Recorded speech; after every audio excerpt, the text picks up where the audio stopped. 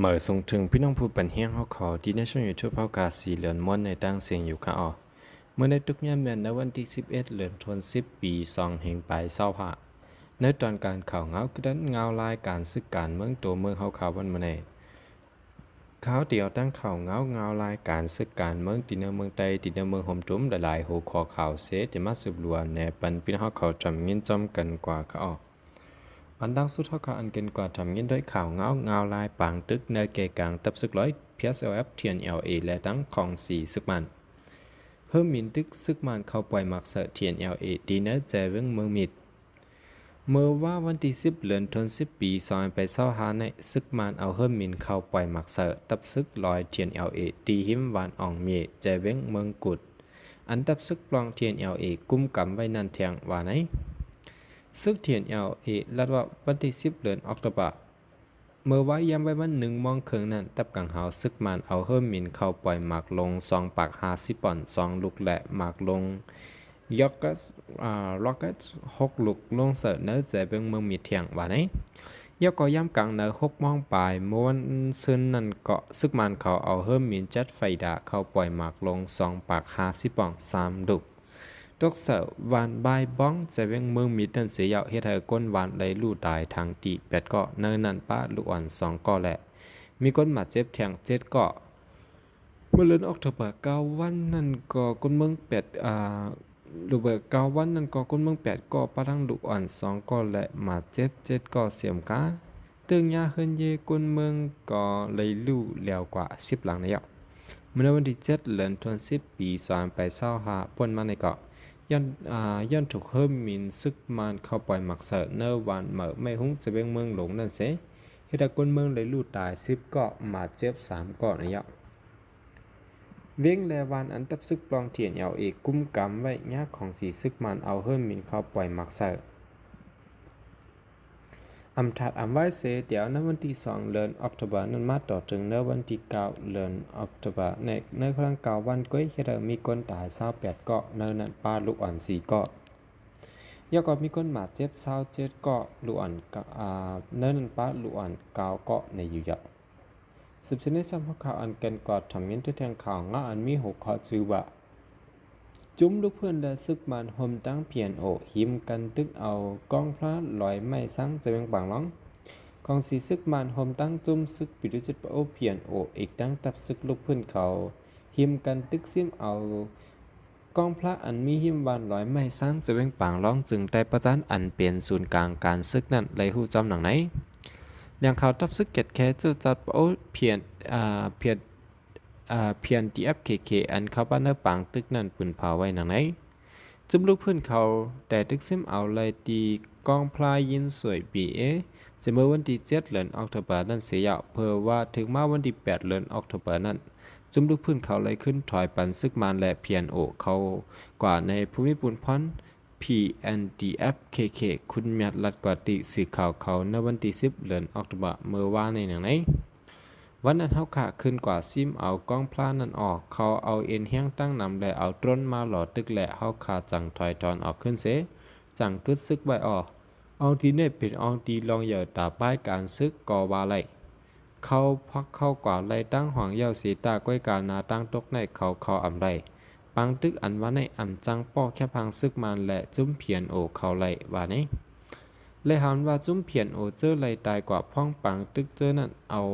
ว่าตาป้ายวนเขาเซปึดในเนื้อสื่อตรงวงก้นอยู่ไว้เนี่ยย้ำเดี๋ยวตับซึกมันและซึกพิรุสิตเพียนโอเขาขึ้นซิมเอากองพลานั่นไว้เสียยาวเอากองลงห้องวิสาเขา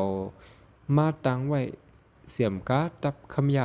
336ภายคนนั่นก็ยื้อกองลงกำจอยปันเสคอนแห้งซึกเก่าในตับจักรคา7ไว้เทียงอยู่เนี่ย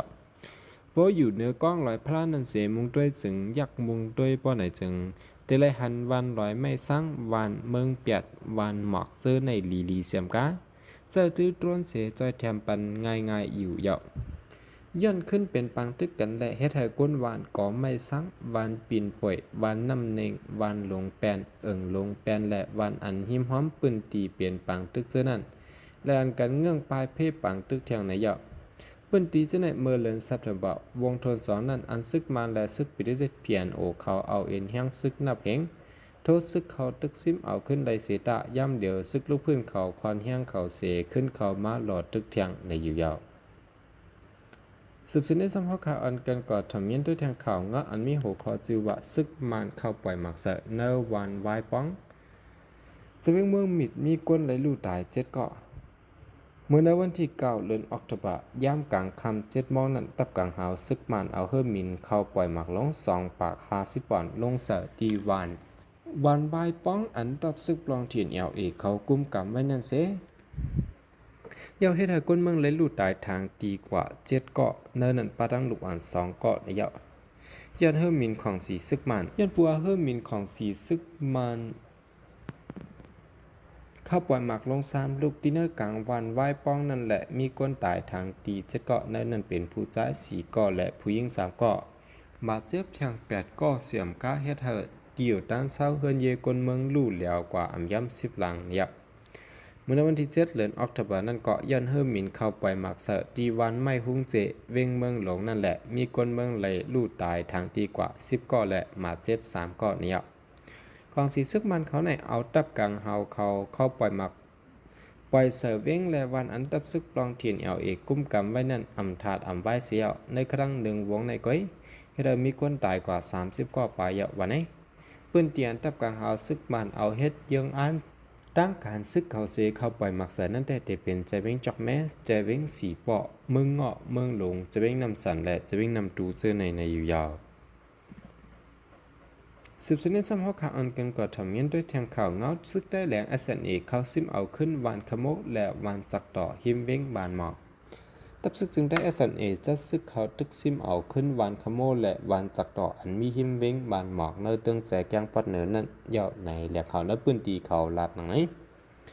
วันเจ้าหน้าที่จะเมื่อตับซึกป้องจู่ผีเดียบอันตับซึกหลอดแล้วเศร้าก่อคางเขียงอ่อนโหนั้นตึกยื้อซิมเอาเว้งบานหมอกยาวนั้น